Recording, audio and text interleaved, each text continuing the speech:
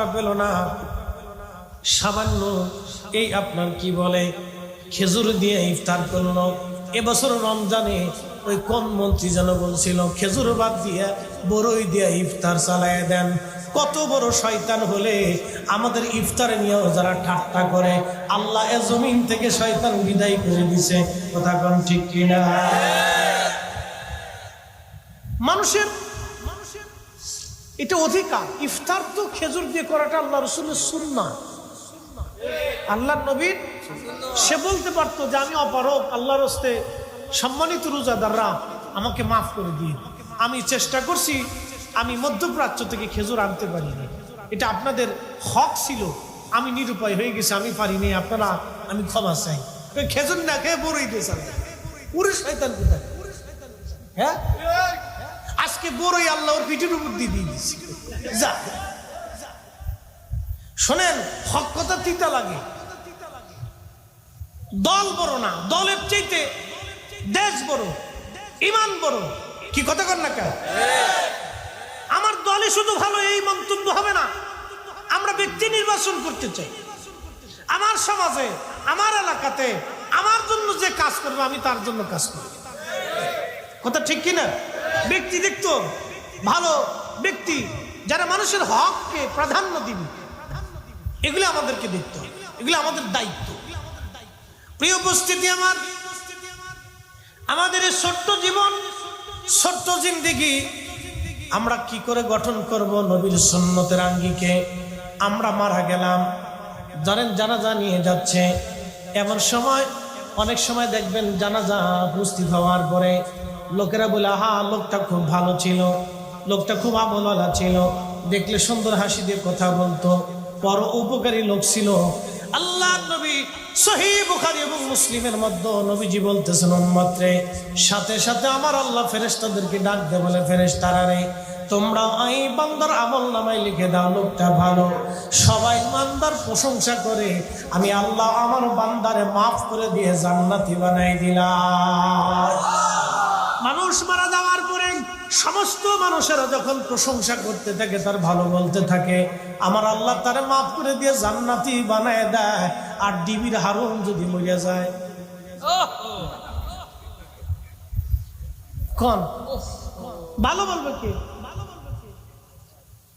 কে ভালো বলবে বলো?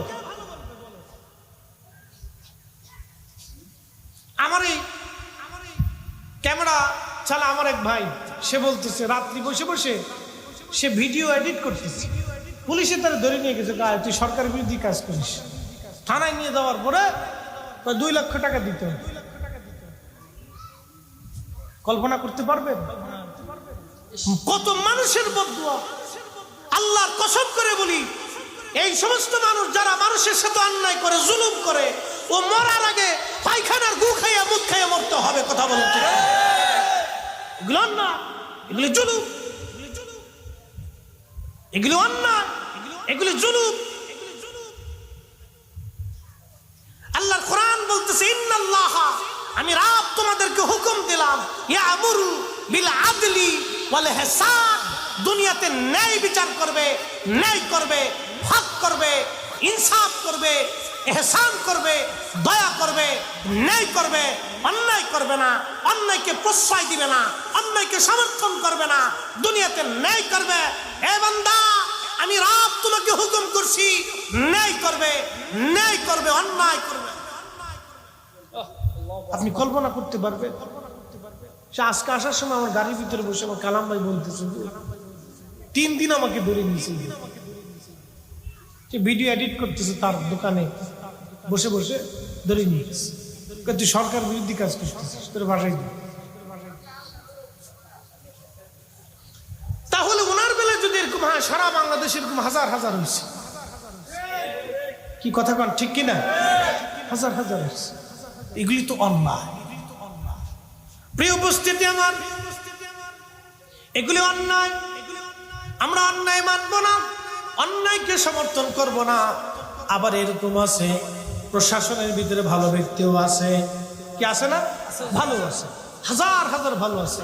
এমনও পুলিশ প্রশাসনের কর্মকর্তা আছে আমাদের সাথে ভালো সম্পর্ক, অনেক ভালো, অনেক ভালো আছে, রাত্রে দেখলে আমাদেরকে আগায় দেয়, হুজুর চলেন আপনাদেরকে আগায় দিই, অসুবিধা হতে পারে, খোঁজ খবর নেয়, কেমন আছেন, এরকম আছে, ভালো আছে। কিন্তু ওর আফসোস, মানুষ আমরা তাদের কাছে নিরাপত্তা চাই। ধরেন গভীর রাত্রিবেলা একটা নারী এসে আপনার ঘরের দরজাতে টোকা দিল, আমি বড় বিপদগ্রস্ত, তখন আপনি কি করবেন? তাকে আশ্রয় দিবেন না তার দিকে কুদৃষ্টি দিবেন? যদি আপনি কুদৃষ্টি দেন, আল্লাহি বিল্লাহি ও তাল্লাহি, আল্লাহর আসমান কেঁপে উঠবে। সে কঠিন বিপদের মুহূর্তে আপনার কাছে আশ্রয় চেয়েছিল, আর আপনি তো আশ্রয় দেন নাই, বরং আপনি তার সাথে অন্যায় করেছেন। আল্লাহি বিল্লাহি তাল্লাহি, এই কঠিন সিচুয়েশনটা আপনার উপরে তো আসবেই, আপনার সন্তানের উপরে আসবে। এই জন্য আল্লাহ জুলুমকে কখনোই সমর্থন করে নাই। জুলুমকে আল্লাহ ধ্বংস করেছে। জুলুমকে ধ্বংস করার জন্য আল্লাহর নবী পৃথিবীতে এসেছেন। জুলুমকে ধ্বংস করার জন্য সাহাবায়ে কেরাম রক্ত দিয়েছেন। জুলুমকে ধ্বংস করার জন্য শাহজালাল ইয়ামানি মুজাররিদি তলোয়ার হাতে এসে এই জমিনে দ্বীন কায়েম করে জুলুমকে বিদায় করেছে। কথা বলেন ঠিক না?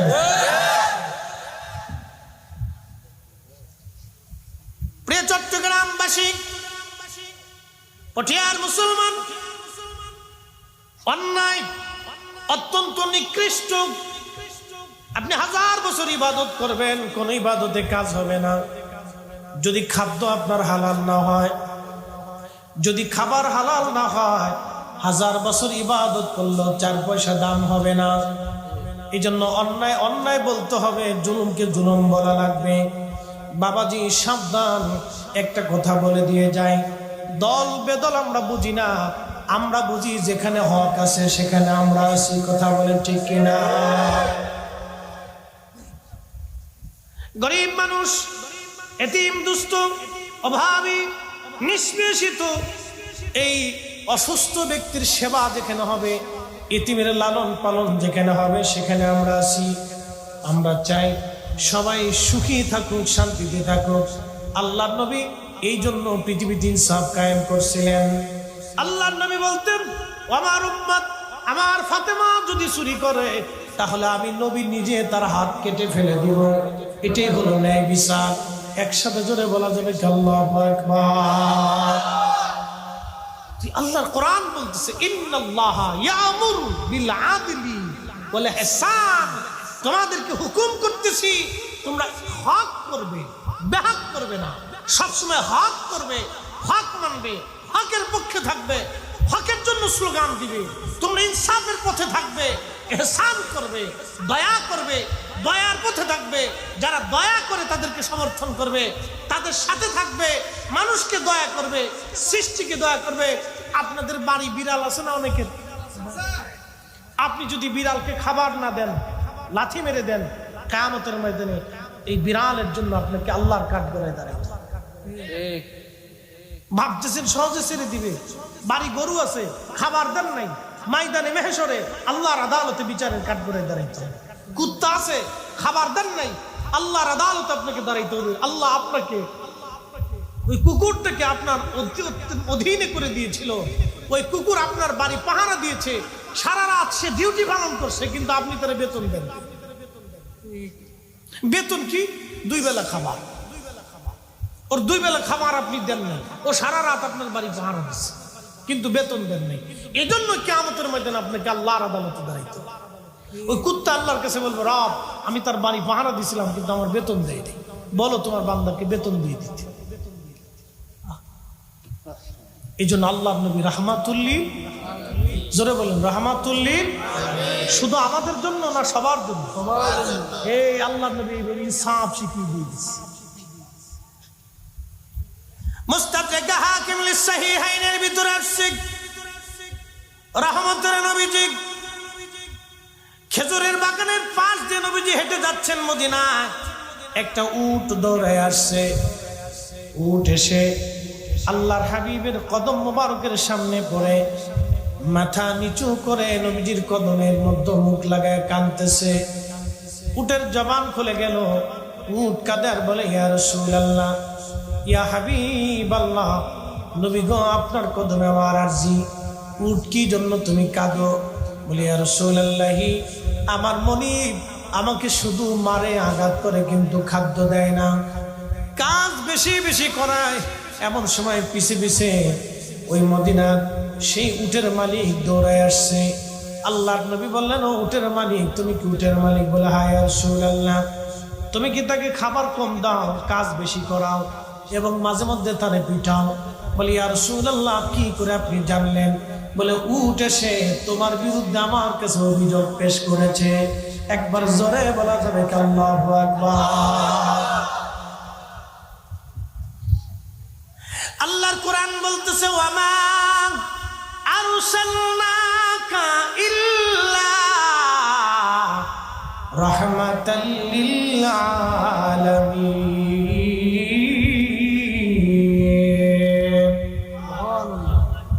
হুজুর, আপনাকে পাঠাইছি ইল্লা হারফে ইসতিসনা, গুরুত্ব প্রদান করার জন্য। আল্লাহ বাক্যের প্রথমে ব্যবহার করেন মাঝখানে, যেমন লা ইলাহা ইল্লাল্লাহ, আল্লাহ ছাড়া আর কোনো মাবুদ নাই, আল্লাহ ছাড়া কোনো খালিক নাই, আল্লাহ ছাড়া কোনো রব নাই।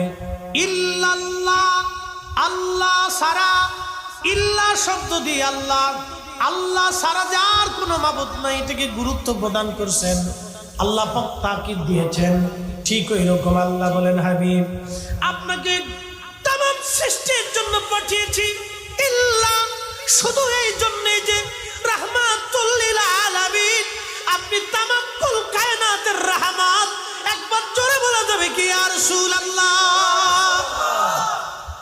কোরআন যদি বুঝেন তাহলে নবী চিনতে পারবেন নবী কি জিনিস। অনেকে আল্লাহ রাসূলের শান বুঝে না, বোঝার চেষ্টা করে না, কিন্তু কোরআন এতই চমৎকার করে আল্লাহ বুঝিয়ে দিলেন, হাবিব আপনি তামাম কুল কায়নাতের জন্য রহমত। আল্লামা মোল্লা আলী কারি মাক্কি আল মাওরিদুর রাবি ফি মাউলিদিন নবী সাল্লাল্লাহু আলাইহি ওয়াসাল্লাম, এই কিতাবের মধ্যে তিনি লেখেন, আল্লাহর সৃষ্টির মধ্যে 18,000 আলম আছে, একটা দুইটা আলম না, 18,000 আলম। আলম তো বুঝতেছেন আপনারা, বুঝাই, দুনিয়া একটা আলম, কবর একটা আলম, মায়ের পেটের ভিতরে একটা আলম, রুহের জগৎ একটা আলম, হাসরের মাঠ একটা আলম, জান্নাত একটা আলম। এরকম যতগুলি জগৎ আছে সব জগৎকে আলম বলা হয়। আল্লাহ কোরআন বলতেছে, রব্বিল আলহামদুলিল্লাহি ওয়া রাব্বিল আলামিন, সমস্ত প্রশংসা সেই রবের জন্য যিনি সমস্ত জগৎ সমূহের রব। আর আল্লাহ ডাক দিলেন, হাবিব আপনাকে আমি বাদ দিলাম না, আপনি তামাম জগৎ সমূহের রহমত, রেহেমের জগতেও রহমত, রুহের জগতেও রহমত, কবরের জগতে রহমত, দুনিয়ার জগতে রহমত, আখিরাতের জগতে রহমত, জান্নাতের জগতে নবী রহমত। চিৎকার মেরে বলবেন আল্লাহু আকবার। তিনি নবী, নবী, নবী, আমাদের নবী। আমরা এত বড় দামি নবীর উম্মত, আমরা নবী চিনতে পারলাম না, হায় আফসোস। আমরা নবী চিনতে পারলাম না। ওই উট কাঁদে আর বলি, ইয়া রাসূলুল্লাহ, মালিক আমারে মারে, খাবার কম দেয়, কাজ বেশি করায়। আল্লাহর নবী ধমক দিলেন, এই উটের মালিক, তুমি উটকে কাজ বেশি করো, খাদ্য কম দাও, মাঝে মধ্যে পিটাও। বলি, ইয়া রাসূলুল্লাহ, আমার ভুল হয়ে গেছে, আমি মাফ করে দিলাম। বলে, উটটা আমার কাছে বিক্রি করে দাও। উটের মালিক বলি, ইয়া রাসূলুল্লাহ, বিক্রি করব না, এই উটটা আপনাকে আমি হাদিয়া দিয়ে দিলাম। একবার জোরে বলা যাবে আল্লাহু আকবার। ওরে রাহমাতুল লিল আলামিন, আপনি উম্মতের জাবিন, গুনাহগারের অতি আপনজন। আল্লাহর নবী, নূরের নবী, আপনি নবী আমার জীবনের জীবন। সালাতুন ইয়া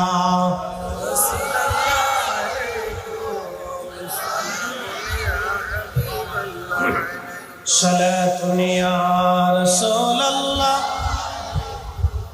সালামুন ইয়া হাবিবাল্লাহ আলাইকুম। বন্ধুগণ আমার,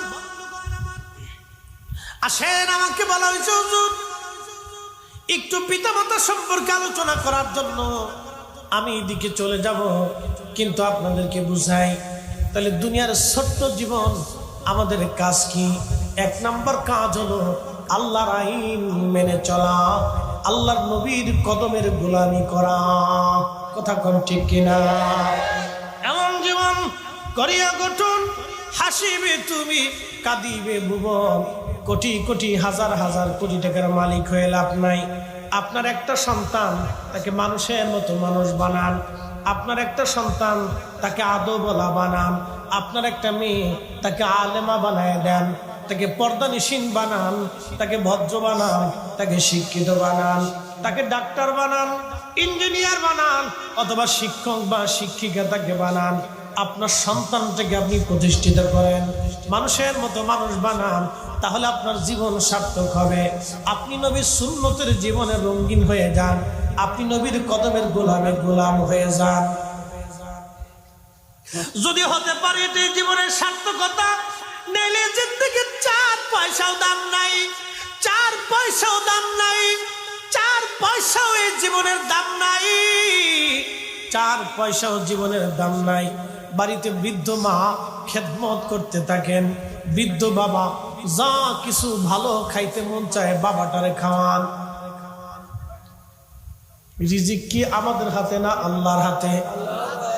বৃদ্ধ বাবা মা যদি থাকে, ভালো কিছু যা খাইতে মন চায় বাবা মারে খাওয়ান। অনেক সময় বাবা মার ভালো কিছু খাইতে মন চায়, কিন্তু হয়তো আপনি চিন্তা করেন, এখন যদি এত খরচা করি, সামনে আরো কিছু আছে, না চিন্তা করতে হবে না। আব্বা আম্মার যদি ভালো কিছু খাইতে মন চায়, আপনি খাওয়ান। বলে হুজুর কেন খাওয়াবো? আমি আপনার একটু বুঝাইতেছি কেন খাওয়াবেন। আপনাদের দেশে মুরগি আছে না নাই? মুরগি পালেন, অনেকে পালে। মুরগির দেখেন 10টা বাচ্চা হলো, ডিমের বাচ্চা হয়েছে। মুরগির পেট থেকে বাচ্চা বের হয় নাই, ডিম এসেছে, ডিম থেকে বাচ্চা ফুটলো। মুরগি কিন্তু বাচ্চারা দুধ পান করায় না। ওই মুরগিটা বাচ্চাদেরকে নিয়ে জঙ্গলের মধ্যে যাইয়া পা লড়ায় লড়ায়, ময়লা আবর্জনা ছিটায় ছিটায়, বাচ্চাদেরকে ঠুকায় ঠুকায় মুরগি বাচ্চাদেরকে খাওয়ায়। যদি ওই বাচ্চা ধরার জন্য কোনো চিল আসে অথবা কাক আসে বাচ্চা ধরার জন্য, তখন দেখবেন ওই মুরগিটা ওই চিলের সাথে বা কাকের সাথে মারামারি করে বাচ্চাটাকে বাঁচানোর জন্য। মুরগি একটা ডাক দেয়, ডাকের সাথে সাথে সব বাচ্চাগুলি মায়ের পাখনার নিচে চলে আসে। মুরগিটা তার পাখনাটা দিয়ে বাচ্চাদেরকে ঢেকে ধরে দাঁড়ায়। জীবন অপেক্ষা করে একটা মুরগি তার বাচ্চাদেরকে বাঁচায়, এটার নাম হলো মা। যেই মা আপনাকে ওইভাবে আগলে ধরে আপনাকে সারা জীবন বাঁচানোর চেষ্টা করলো, ওই মা ভালো খাইতে মন চায়, আপনি খাওয়াইলেন না, আপনি না খাওয়াইয়া টাকা জমা করে রাখলেন। আপনার মতো ব্যর্থ সন্তান আল্লাহর আসমানের নিচে আর কেউ হতে পারে না। কথা বলেন ঠিক কিনা? শুনে বুঝে যাবেন ওয়াজ কেন। আবার বলছি, 100 বছর আগে যারা ছিল আজকে কেউ নেই। 100 বছর পরে আমরা আর কেউ থাকবো না। জমিন থাকবে, মাহফিল থাকবে, ওয়াজ থাকবে, কোরআন থাকবে, নামাজ হবে, আযান হবে, কিন্তু আমরা কেউ। তাহলে মাঝখানে ছোট্ট জীবনে আমাদের কাজ কি? আহসানু আমালা, ভালো কাজ, ভালো কাজ, ভালো কাজ, খুঁটে খুঁটে দেখে দেখে দেখে দেখে নবীর রঙে রঙিন হয়ে ভালো কাজগুলি করেন, ভালো কাজগুলি করেন, অমর হয়ে থাকবেন। ভালো কাজ করেন, অমর হয়ে থাকবেন। আমাদের কাজই হচ্ছে ভালো কাজ। প্রিয় উপস্থিতি আমার, খুবই মনোযোগের সাথে কথাগুলি শুনবেন। আল্লাহ রাব্বুল আলামিন কোরআন শরীফে আমাদেরকে বললেন, আমার বান্দারা আল্লাযী খালাকাল মাউতা ওয়াল হায়াতা লিয়াবলুয়াকুম, তোমাদের হায়াত ও মউতের মাঝখানে আমি আল্লাহ তোমাদেরকে পরীক্ষা করব। পরীক্ষা চলতেছে আমাদের জীবনে। কি পরীক্ষা চলতেছে? আইয়ুকুম আহসানু আমালা, কে ভালো আমল করো আমি আল্লাহ সেটা দেখব। কে ভালো আমল করো আমি আল্লাহ সেটা দেখব। কে ভালো আমল করো আমি আল্লাহ সেটা দেখব। ভালো আমল। আপনাদেরকে একটা প্রশ্ন করি, জবাব দেব। কেউ যদি শুয়োরের গোশত খেয়ে নামাজে দাঁড়ায়, নামাজ হয় না। একসাথে বল, না না হয় না, আরো জোরে বল। যদি কাবা শরীফে দাঁড়ায়, মাকাম ইব্রাহিমে দাঁড়ায়, মসজিদের নববীর ভিতরে যাও দাঁড়ায়, নামাজ হবে? কারণ কি? ভিতরে নামা, ভিতরে নামা। দরবেশের টাকা চুরি করলো 36,000 কোটি। প্রত্যেক রমজানে 7 দিন যে ইতিকাফ করতো মক্কায়, লাভ কি? 7 দিনে প্রত্যেক মক্কারে রমজানে 7 দিন মক্কায় ইতিকাফ করে আসছে। 10 দিন হেরেমে ইতিকাফ করত, মসজিদে নববীতে ইতিকাফে বসতো। বলেন কি ফায়দা আছে? মেহেশরের কঠিন মাঠে 18 কোটি মানুষের মামলার আসামি সে। দুনিয়া তো আসামি আছে, দুনিয়াতে বিচার যদি নাও হয়, ধরেন হইল না, বিচার পাইলাম না, কিন্তু হাসরের মাঠে বিচার পান্নে বলা মালিকের আদালতে 18 কোটি মানুষ, হিন্দু মুসলমান বৌদ্ধ খ্রিস্টানে একসাথে মামলা করবে। আল্লাহ তার কাছে পাওনা পাইতাম। গরিব বলবে রব আমার সেই এই মাসের চাউলের টাকা নিয়ে গেছে। ওই অন্ধ বলবে রব আমার ভাতার টাকা নিয়ে গেছে। ওই গরিব অসুস্থ লোক বলবে রব আমার অসুস্থতার চিকিৎসার বরাদ্দ ছিল, সে নিয়ে চলে গেছে। ওই সরকারি ওষুধ আসছিল, তারা চুরি করে বেঁচে গেলে আমার এই ওষুধটা খেতে দেয়নি। আল্লাহ আমার ও কষ্টের ভিতরে আমি যন্ত্রণা ভোগ করে কত রাত অসুস্থতে ভুগছি। আল্লাহ আমার বান্দা আমার এই পাওনাটা তুমি রব আজকে বিচার দিলাম, আমার বুঝেই দিতে। বলে কোটি বছর ইবাদত করলে কি লাভ হবে?